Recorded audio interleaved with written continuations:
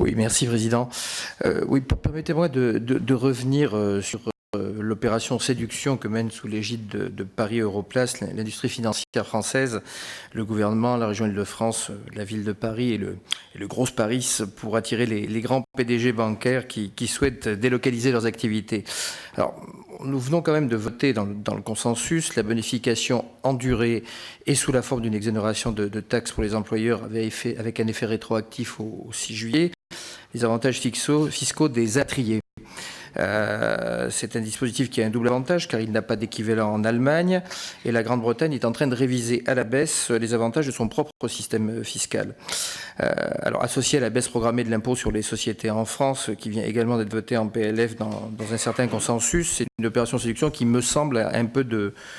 quoi convaincre. D'autant que le régulateur français, vous l'avez tous rappelé, jouit d'une bonne réputation et que nos compétences en matière financière sont assez renommées. Alors bon, j'entends bien, Monsieur de Bresson, que vous puissiez vous offusquer que le Parlement vote à son initiative des mesures de rendement.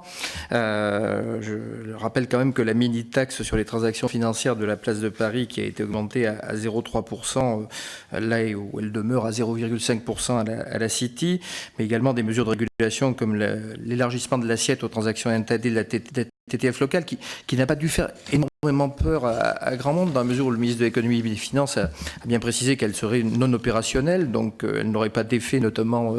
sur 2017.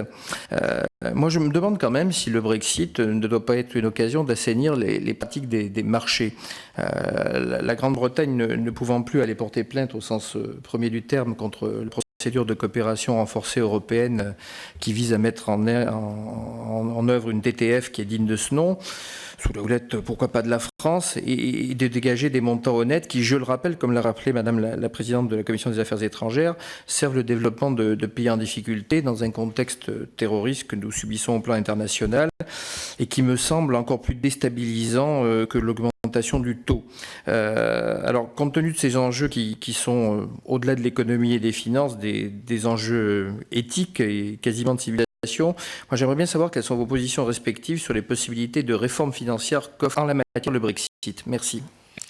Merci. Peut-être, si vous me le permettez,